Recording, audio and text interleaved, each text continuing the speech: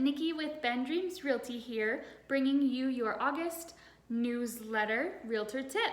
So this month I want to talk about wood and pellet stoves. I know it's August, it's still summer, but it's really a great time to get a jump on that yearly maintenance. So first off, I want to talk about yearly maintenance. So when you have a pellet or a wood stove, you want to make sure that you are cleaning it yearly. So I try to do in August if I remember, because it's not much of a rush and I'm not pushed out as far as scheduling.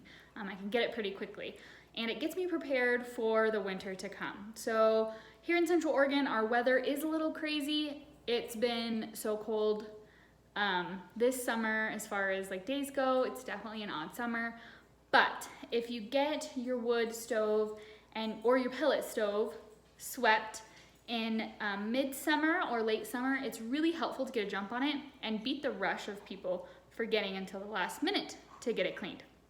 So you always want to have a professional clean it because it is super important to get all the creosote out because there will always be some at some point. And creosote can create a fire in your home. So we want to make sure that you get that cleaned out yearly.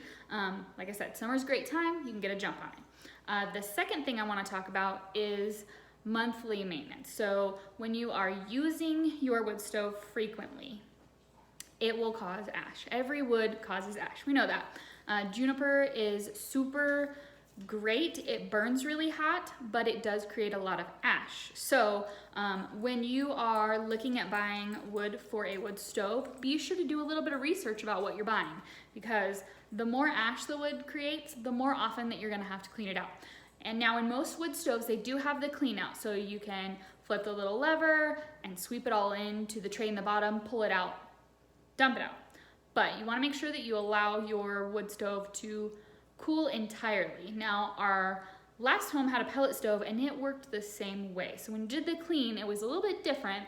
We vacuumed it out because it was pellets instead of wood ash. So little bit different. It creates more like a sandy burn off than it does like the wood, natural wood does.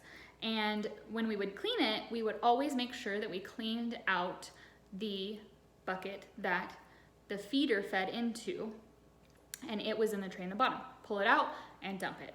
Always make sure those are cool. That can also create a fire in your trash can. So be sure to be safe when you do that. So the last thing I want to talk about as far as the weekly maintenance and cleaning monthly is making sure that you get yourself a heat indicator for your wood stove. Now I'm going to grab you and we're going to go over here and talk about it a little bit more so you can see a little bit closer. So the heat indicator can tell you the optimal temperature that your wood stove should be burning at. This does not work the same for pellet stove. Pellet stoves are automated and they've got their own thermostat 90% of the time. So only for wood stoves. So what we have is just a regular one. It's just got the little burn indicator label on the bottom and it's just a magnet. So just a plain magnet. It's actually a pretty strong magnet. It sticks on there. So you'll notice that it has the yellow area down here. That is the warm up zone, and that is the temperatures that will create the most creosote.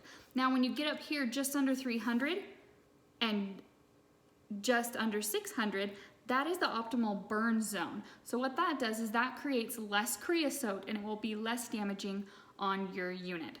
When you get over that 600 degree Fahrenheit, you're gonna start creating some issues. So you put wear and tear on it, it also can create any creosote, can also make it fall back down. So that is really important. If you didn't have it cleaned last year and then you make a really hot fire and then all that stuff just comes coming down, can create a clog. There's a lot of terrible scenarios that we could go over for days, but we just don't want your house to burn down. So I hope these tips were great for you this month. So if you have a pellet stove, make sure you get the yearly cleaning too and get a jump on it. Try to do it in August. Otherwise, September and October are going to be really busy. So I hope this was a good tip for you guys. We'll see you next month in September.